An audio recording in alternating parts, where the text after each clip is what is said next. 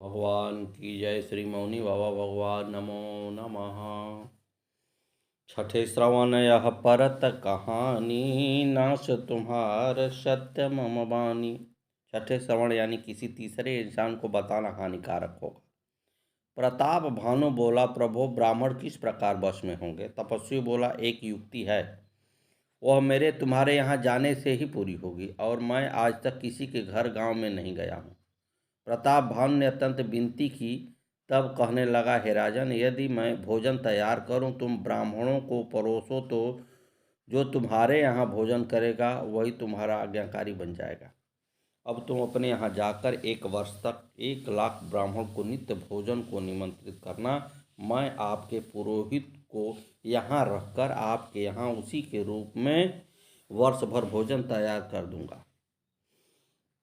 अब रात अधिक हो गई है, आराम करो। मैं तपस्या के बल पर तुमको प्रातः काल ही घर पहुंचा दूंगा।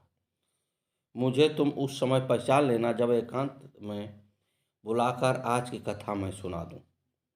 राजा प्रताप भानु के सो जाने पर कालकेतु नाम का राक्षस, जिसने राजा को सुअर बनाकर भटकाया था, आया। उसके 100 पुत्र और 10 भाई भानु प्रताप ने मार दिए थे। उस बैर को याद कर उस तपस्वी के पास आकर पूरी योजना बना ली। कहने लगे, बिना दवा के ही रोग नष्ट हो जाएगा। मैं बैरी को नाश करके चौथे दिन आग मिलूंगा। भानु प्रताप को घोड़े के समेत महल में पहुंचा दिया और माया से पुरोहित को लाकर गुफा में बंद कर उनके स्थान पर खुद जाकर लेट गया। राजा ने प्रातःकाल स्वयं को अपने महल में पाया तो तपस्वी पर और अधिक विश्वास हो गया। राजा रात में ही घोड़े पर चढ़कर जंगल को चला गया। दोपहर को नगर में वापस आया। पुरोहित को देखकर राजा प्रसन्न हुआ और उसे 3 दिन युग के समान बीते। संकेत के अनुसार उसे पहचान कर ली। 1 लाख ब्राह्मणों को कुटुंब सहित निमंत्रण दे दिए। पुरोहित ने 6 रस और 4 प्रकार के भोजन बनाए। अम्लीय, मधुर, तिक्त, कषाय, मिष्ट और लवण। 4 प्रकार के भोजन, चब चबाकर खाने वाला, चूस चूस कर खाने वाला, लेह चाट के खाने वाला, पेय पीने वाले पदार्थ जैसे शरबत। वृदावभानु वजर अमर होने को ब्राह्मणों को रोटी भोजन कराएगा। रोटी रोटी के खातिर नर देश और विदेश जाए। रोटी की खाती नारी नाचत खेली छोटी है। रोटी की खाती नर साधु के वेश धरत। रोटी की खाती नर सहत बात खोटी है। रोटी के खाती नर ढाल और तलवार बाधत। रोटी के खाती नर होत बोटी बोटी है। लाखन की एक बात तुमको बताए जात, बात एक छोटी पर करामात रोटी है। माया मैते किन्ह रसोई, व्यंजन बहुगनि सकल न कोई। विविध मृगन कर अमिख राधा, तेहि मोह प्रिय मासुखल साधा। कपटी मुनि ने अनेक प्रकार का मायामय रसोई के पकवान बनाए। अनेक प्रकार के पशुओं का मांस पकाया। उसी में दुष्ट ने ब्राह्मणों को मांस भी खिला दिया। राजा ने भी ब्राह्मणों के पैर धोकर आदर सहित भोजन को बुलाया। जब राजा परोसने लगा और भोजन करने को जैसे ही ब्राह्मण तैयार हुए, तभी कालकेतु कृत आकाशवाणी हुई। विप्र वृंद उठी उठी गृह जाहु, है बढ़ियानी अन्न जनि खाहु। भयउ रसोई भूसुर मासु, सब दुज उठे मान विश्वासो। हे ब्राह्मणों, इस अन्न में ब्राह्मणों का मांस बना है, इनको मत खाओ। इनके खाने से बड़ी हानि है, और अपने अपने घर जाओ। आकाशवाणी सुनकर ब्राह्मण उठ खड़े हो गए। राजा बड़ा व्याकुल हुआ, मुंह से कुछ भी शब्द नहीं निकले। बोले, विप्र सकोप तब नहीं कछु किन्ह विचार। जाई निशाचर हो हुनि प्रमोढ़ सहित परिवार। तब ब्राह्मण क्रोध सहित बोल उठे। उन्होंने कुछ भी विचार नहीं किया। अरे मूर्ख राजा, तू जाकर परिवार सहित राक्षस हो जा। 1 वर्ष के भीतर तेरा नाश हो जाएगा, तेरे कुल में कोई पानी देने वाला भी नहीं रहेगा। राजा भय के मारे व्याकुल हो गया। फिर आकाशवाणी हुई कि हे प्रबुद्ध ब्राह्मणों, आपने भी सोचा, विप्रहु श्राप विचारिन दिन्हा, नहीं अपराध भूप कछु कीन्हा। विचार का श्राप नहीं दिया है, राजा का इसमें कोई दोष नहीं है। सभी ब्राह्मण आकाशवाणी सुनकर आश्चर्य में पड़ गए।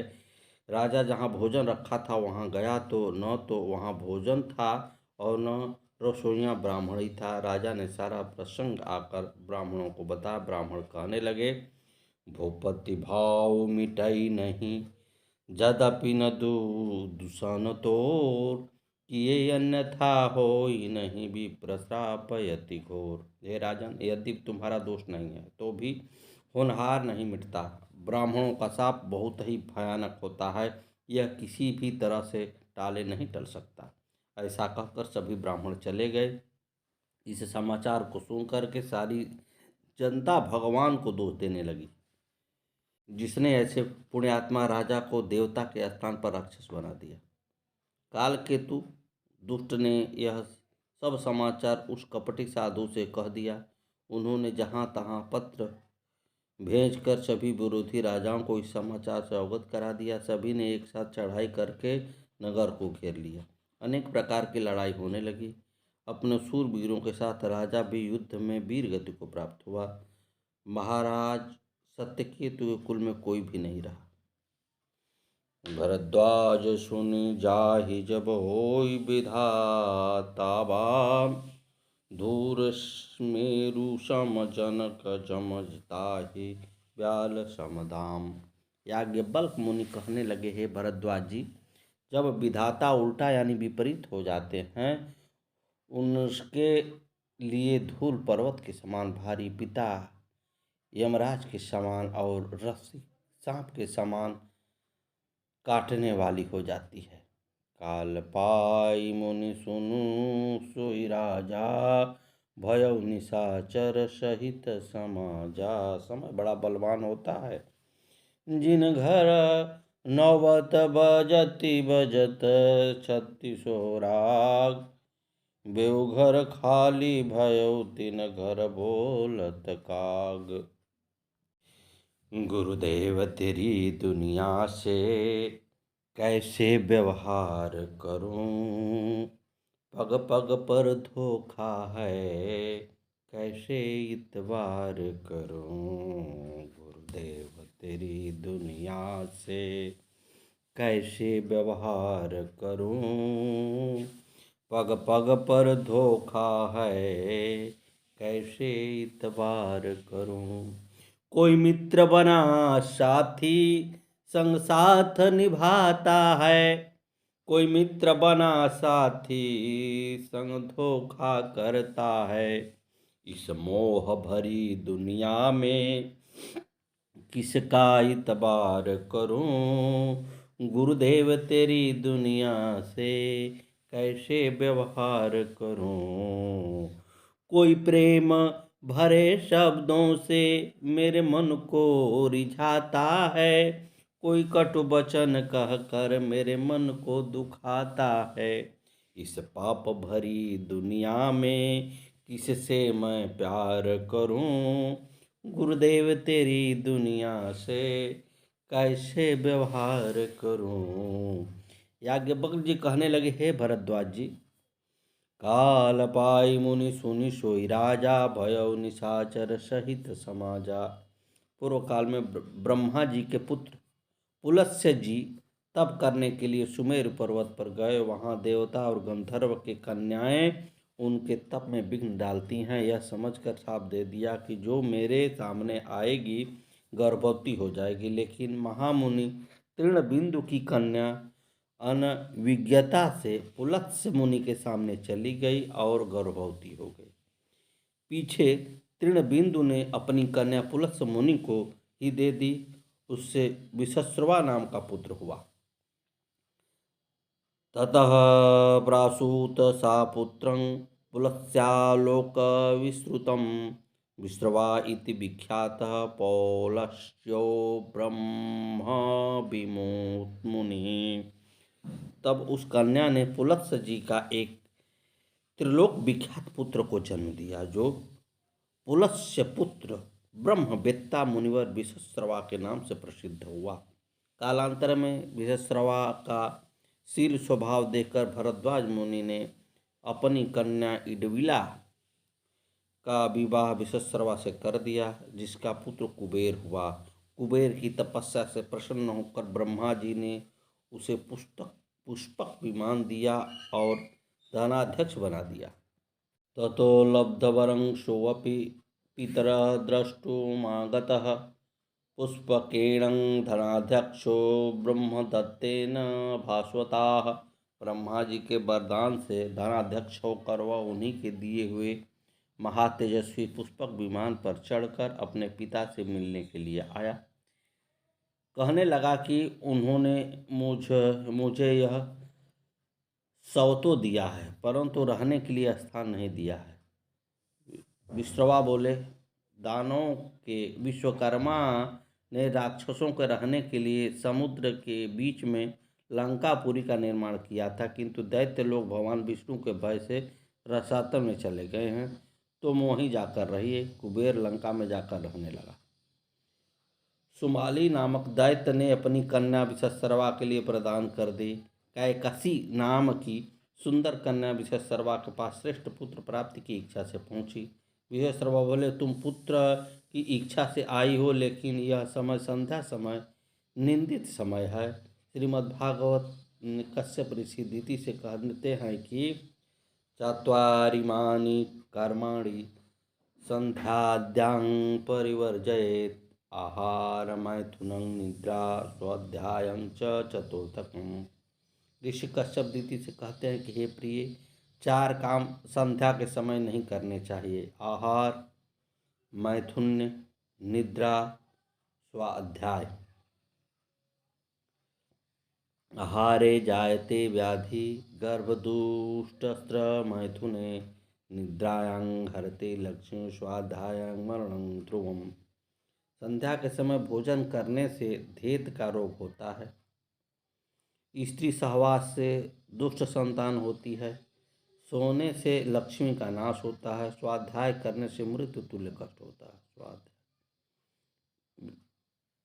विश्रवा मुनि कहने लगे कि तुम निंदित समय में मेरे पास पुत्र प्राप्ति की इच्छा से आई हो। दारुणायां तु वेलायामांगतासि सुमध्यमेः अतस्ते दारुणो पुत्रो राक्षसो संभविष्यतः। किंतु हे सुंदरी, तुम इस दारुण समय में आई है, इसलिए तेरे पुत्र भी 2 महाभयंकर राक्षस होंगे। उसने कहा, है श्रेष्ठ मुनिश्रेष्ठ, क्या आपके द्वारा भी ऐसे पुत्र होने चाहिए? तब मुनीश्वर ने उससे कहा, उन दोनों के बाद में जो पुत्र होगा वह महाबुद्धिमान, परम भक्त, स्त्री संपन्न और एकमात्र राम भक्त में ही तत्पर रहेगा। इत्युक्ता तथा काले सुषुवे दशकंधरं रावणं विशति भुजं दशशीर्षं सुदारुणं तन्द्रक्षो जातमांत्रेणं चचाल च वसुंधरा। मुनीश्वर ने कहा, ऐसा करने पर उसने यथा समय 10 सिर और 20 भुजाओं वाले अति भयंकर रावण का जन्म दिया। उस राक्षस के जन्म लेते ही पृथ्वी कांपने लगी, समस्त कारण उपस्थित हो गए। उसके पश्चात महापर्वत के समान बड़े ढील डौल वाला कुंभकर्ण उत्पन्न हुआ। फिर रावण की बहन सुपर्णखा का जन्म हुआ और उसके पीछे अति शांत ततो विभीषणो जातः शांतात्मा सौम्य दर्शन चित्त सौम्य मूर्ति विभीषण उत्पन्न हुआ। यह पूर्व जन्म में प्रताप भानु का मंत्री धर्मरुचि था।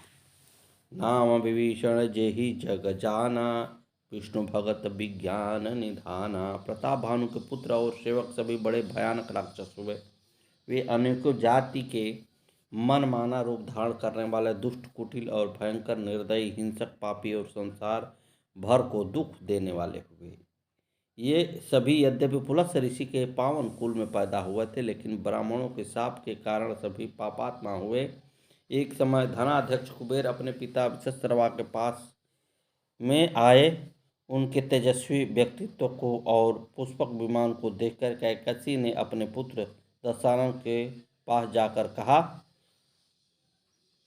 पुत्र पश्य धनाध्यक्षं ज्वलन्तः स्वेन तेजसां त्वमेवं यथा भूयात् तथा यत्नं कुरु प्रभो। तच्छ्रुत्वा रावणो शोषात् प्रतिज्ञामकरोदद्रुतं धनदेनं समो वापि राधिको वाचिरेणतुः भविष्याम्बं मां पश्य संतापत्वज सुब्रते। बेटा, अपने तेज से प्रकाशमान इस धनपति को देखा और हे समर्थ, तुम भी वही प्रयत्न करो जिससे ऐसे हो जाओ। यह सुनकर रावण ने तुरंत ही बड़े रोष से प्रतिज्ञा की, हे शुभ व्रत वाली, तुम खेद न करो। देखो माता, मैं शीघ्र ही कुबेर के समान अथवा इससे भी अधिक ऐश्वर्यशाली हो जाऊंगा। कैकसी की बात को सुनकर रावण बोला, हे माता, मैं भी तपस्या करके कुबेर के समान ही ऐश्वर्यवान हो जाऊंगा। इसके बाद में किन्ह विविध तप तिनहु भाई, परम उग्र नहीं बरनि सो जाई। जय विजय साप सनकादिक के त्रेता में निश्चर विकट हुए। 10 कंधर कुंभकर्ण बन पृथ्वी पर वे ही प्रकट हुए। इन दोनों में अत्यंत क्रूर विख्यात बलि 10 गंधर था, जिससे भुजदंडों के बल से थर्राता सकल चराचर था। तीनों भाइयों ने गोकर्ण क्षेत्र में परम उग्र तपस्या की। रावण ग्रीष्म काल में पंचाग्नि के मध्य में, शीतकाल में गले तक जल में तथा घोर वर्षा काल में पूर्णतया भीगता हुआ तपस्या में तल्लीन रहा। इस प्रकार 10,000 वर्ष बीत गए। 9,000 वर्ष में अपने 9 सिर काट कर हवन कर दिए, लेकिन जब ब्रह्मा जी प्रकट नहीं हुए तो अपना 10वां सिर काटने के लिए जैसे ही तलवार उठाई, ब्रह्मा जी सम्मुख प्रकट होकर कहने लगे, हे रावण, तुम अपना मनोरथ प्रकट करो। रावण बोला, हे विधाता, मैं देव, गंधर्व, असुर, नाग आदि किसी से भी मेरी मृत्यु न हो। यही नहीं, नरों और वानरों को छोड़कर अन्य किसी के हाथों मेरी मृत्यु न हो। ब्रह्मा जी ने आशीर्वाद दिया, तुम्हारा मनोरथ सफल हो। ब्रह्मा जी फिर कुंभकर्ण के पास पहुँचे। देवों ने ब्रह्मा जी से प्रार्थना की कि कुंभकर्ण ने बिना वरदान प्राप्त किए ही एक दिन 7 देव भृत्यों तथा 7 देवांगनाओं को खा लिया। आप इसे सोच समझकर वरदान देना। ब्रह्मा जी ने सरस्वती का आह्वान कर कुंभकर्ण को निद्रा मांगने के लिए प्रेरित किया। ब्रह्मा जी ने तथास्तु कह दिया। फिर विभीषण के पास जाकर वरदान मांगने को कहा। विभीषण ने भगवान के चरणों में भक्ति प्रगाढ़ होने की वरदान मांगी। ब्रह्मा जी तथास्तु कहकर चले गए। गोकर्ण क्षेत्र में तीनों भाइयों ने घोर तपस्या की। कुंभकर्ण ने 10,000 वर्ष तक घोर तपस्या की और छोटे भाई विभीषणोऽपि धर्मात्मा सत्य धर्मपरायणः पंचवर्ष सहस्राणि पादेनैकेन तपस्थितवान। सत्य धर्मपरायण धर्मात्मा विभीषण भी 5,000 वर्ष तक एक ही पांव पर खड़े रहे। रावण ने 1,000 दिव्य वर्ष तक निराहार रहकर तप किया। फिर 1,000 वर्ष तप करने के बाद एक सिर अग्नि में हवन किया। इसी प्रकार 9 सिर काट कर हवन कर दिए। जब 10वां सिर काटने को हुआ, ब्रह्मा जी प्रकट हुए और कहा, हे पुत्र रावण, मैं प्रसन्न हूँ, तू वर मांग ले, मैं तेरी जो इच्छा होगी उसे ही पूरा करूँगा। यह सुनकर रावण बहुत प्रसन्न हुआ। अमरत्व वृणोमीश वरदो यदि मो भवान सुवर्ण नाग यक्षाणां देवतानां तथा सुरय अवधस्तत्वा तू मे देहि तृणभूता ही मानुषां। ईश्वर, यदि आप मुझे वर ही देना चाहते हैं तो मैं अमरता मांगता हूँ। मैं गरुण, सर्प, यक्ष, देव और दानव आदि किसी से भी न मार जा सकूं, बस मैं यही वर मांगता। बेचारे मनुष्य थे, तिनके का समान उनसे मुझे भय ही नहीं। तथास्तु कहकर ब्रह्मा जी कहने लगे, तुमने जो सिर अग्नि में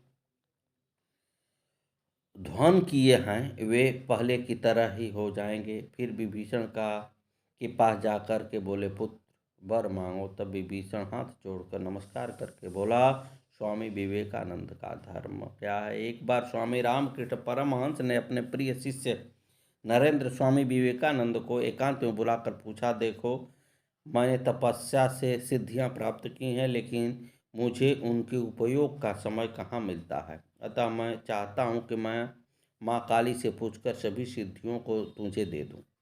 आगे चलकर तुझे माँ का बहुत काम करना है, समय पड़ने पर इसका उपयोग हो सकता है। बोलो तुम्हारा क्या विचार है। नरेंद्र बोले, महाराज इन सिद्धियों से मुझे ईश्वर प्राप्ति में सहायता मिल सकेगी। परमहंस जी कहने लगे, ईश्वर प्राप्ति में तो संभवतः इनसे कोई सहायता प्राप्त नहीं हो सकेगी। नरेंद्र बोले, गुरुदेव जब ये सिद्धियां ईश्वर दर्शन में सहायक नहीं हो सकती हैं, तब मुझे इनकी कोई आवश्यकता नहीं है। अत्यंत चमत्कारिक शक्तियों को अभी से लेकर ईश्वर प्राप्ति के ध्येय को भुलाना अहितकर होगा। नरेंद्र के उत्तर को सुनकर स्वामी रामकृष्ण परमहंस प्रसन्न होकर कहने लगे कि जिसमें त्याग रूपी दृष्टिकोण का को ध्यान में रखकर विभीषण ने ब्रह्मा जी से मांगा, गए विभीषण पास पुनि कहो पुत्र वर मांग, तेहि मांगो भगवंत पद कमल अमल अनुराग। विभीषणोऽपि त्वं नत्वा प्राञ्जलि वाक्यब्रवीतः, देव मे सर्वदा बुद्धि धर्मे तिष्ठतु शाश्वती, मां रोचत्वधर्मं मे बुद्धि सर्वत्र सर्वदा।